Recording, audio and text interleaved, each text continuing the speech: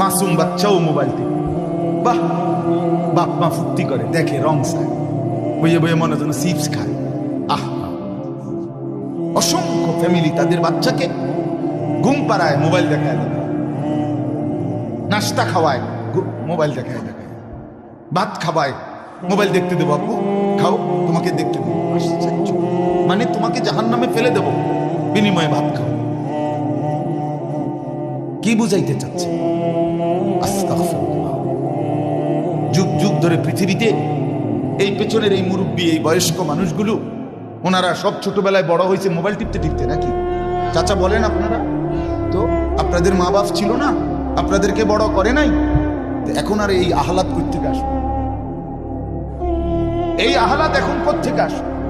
বাচ্চা কাঁদে, বাচ্চা কাঁদতে কাঁদতে মরে যায় না, কোনো বাচ্চা কাঁদলে মরে না, কিছুক্ষণ পরে থেমে যায়, ঠিক কিনা বলেন?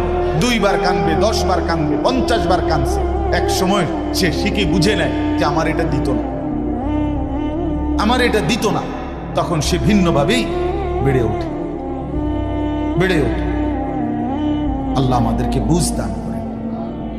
এজন্য আমি বললাম, আমার বাপ, হায়াত কাজে লাগান, জিন্দেগি কাজে লাগান, সময়টা কাজে লাগান। খোদার কসম বাপ, আমিও আপনিও একবারের জন্যই পৃথিবীতে আসছি।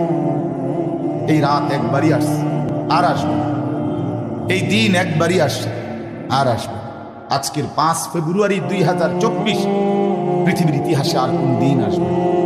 আসবে আগামী সোমবার হবে, কিন্তু সেটা 5 তারিখ। আগামী সোমবার কি 5 ফেব্রুয়ারি 2024? সেটা হইতে পারে 12 ফেব্রুয়ারি।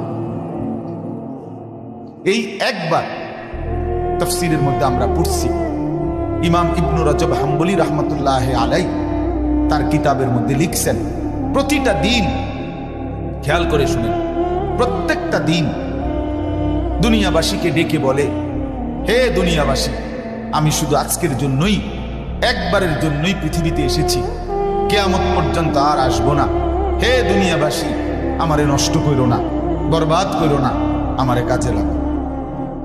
এরপরে তাফসীরে আমরা পড়ছি, সন্ধ্যা যখন হয়, সন্ধ্যা মানে মাগরিবের ওয়াক্তে দিন শেষ হয়ে যায় না? কথা বলেন না? সূর্য যখন ডুবে যায় তখন রাত শুরু হয়, ঠিক কি না বলেন? এই সন্ধ্যার আগে আগে দুনিয়াকে আবারও এই দিনটা, আজকের দিনটা, এটা আবার চিৎকার করে পৃথিবীবাসীকে বলে যে, হে দুনিয়াবাসী, আমি তো শেষ হয়ে যাচ্ছি, একটু নেক আমল করে আমার একটু কাজে লাগাও। ফজর গেল, জোহর গেল, আসর চলে গেল, একটা সেজদাও দিলা না, আমি বুঝি এমনিই তোমার জীবন থেকে বিফলে হারিয়ে যাবে, আমি বুঝি এমনি এমনি হারাই যাবে। আহা কি করব, আহা কি করব। এভাবে প্রতিটা রাত পৃথিবীবাসীকে ডেকে বলে, হে দুনিয়াবাসী, আমি একবারের জন্যই এসেছি, আর আসবো না, তোমরা আমারে নষ্ট করো না, কাজে লাগো। ফজর হওয়ার আগে, সুবহে সাদিকের আগে আগে রাত্রটা আবার ডেকে বলে, আহা দুনিয়াবাসী, আমি তো চলে যাচ্ছি, শেষ হয়ে যাচ্ছি, আমারে কি কাজে লাগাইবা না? সেজদা তাইলে দিবা না? আমার মনিবের জন্য একটা বলে আমি করবা না?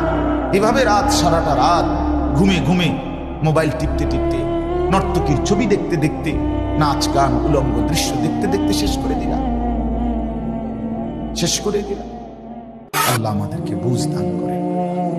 বয়স্ক লোকের মধ্যে একটু যারা নামাজ রোজা করে, এবার নিজের অনেক বড় আব্দুল কাদের জিলানী বাবা, যে ভালো মানুষ তো দেখি না, বেটা ব্যস্ত যাই না, লোকই তো নাই, আমরার মতো 2-4 জন না গেলে যাইবো কেনা? আরে বাপরে, ফেরেশতারা একটা ফেসে ফিরে রয়েছে আমনে লেগে, না না, লোকই তো নাই, আমনের মতো ভালো লোক, কথা বুঝছেন?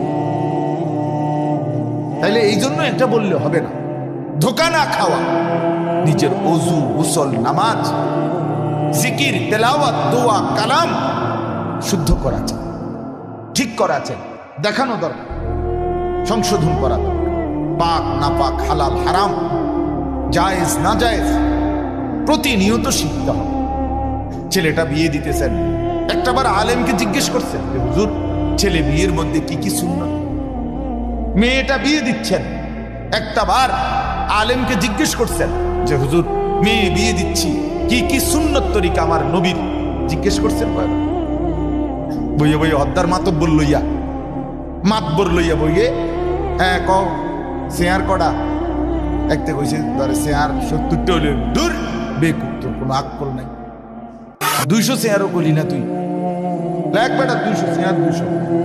টেবিল কটা, এই টেবিল কয়টা কয়জন করে বইতে আরে 6 জন করে দে 8টা 6-8 মানে এডি ঠিক করে বইয়া বই চেয়ার কয়টা, টেবিল কয়টা, বদনা কয়টা, লোডা কয়টা, নুনের বাড়ি কয়টা, পেঁয়াজ কদ্দুর, সাইল কদ্দুর, ক্ষীরা কদ্দুর, টমাটো কদ্দুর, হ্যাঁ গেট হবে কোথায়, বিয়ার খরচ কয়টা, বাজে খরচ কয়টা, হাইয়েস্ট বাজ দিয়ে যে বেড়া বেড়ি একসাথে যাইব, হ্যাঁ অসভ্যরা যে বেপর্দা একসাথে এক গাড়িতে সাইপা বইয়া যাইব, হ্যাঁ এডি গাড়ি লাগবো কয়টা, এই সব ঠিক করে খালাস এই খানা দানা পেঁয়াজ রসুন ভাত তরকারি চাল ডাল এই অনুষ্ঠান শেষ। হুজুর রে গিয়া বলে আসছে হুজুর রবিবারে মাইয়াগার বিয়া, দুপুরে গিয়া দুগা ভাত খাইয়া শেষ। হুজুরের লগে সম্পর্ক এতটুকু যে দুপুরে গিয়া দুগা ভাত খাইয়া। একজন আলেমে দ্বীন আপনার মসজিদের ইমাম, তার শুধু এটাই দায়িত্ব যে আপনার মেয়ের বিয়ে আপনি এবং আপনাদের মন মতো হবে, আর উনি দুপুরে গিয়া শুধু দুগা ভাত খাইয়াই। এই তো না কথা ছিল। এই হায় রে বদনসিব জাতি, দুর্ভাগা জাতি। আমরা দিন শিখতে চাই না, অথচ নিজের প্রয়োজনেই শেখা উচিত।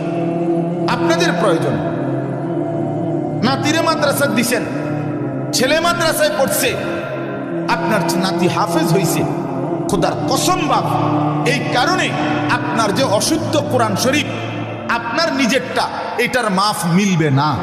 আমি সাফ বলি। আমার একদিন একজনে কইছে, আমি একজনে কইলাম যে চাচা আপনি কোরআন শরীফ শুদ্ধ করেন, আল্লাহর রহমতে আমার নাতি 3 জন হাফেজ। মা কি কইল, কি এর লগে কি কইল দিলেন।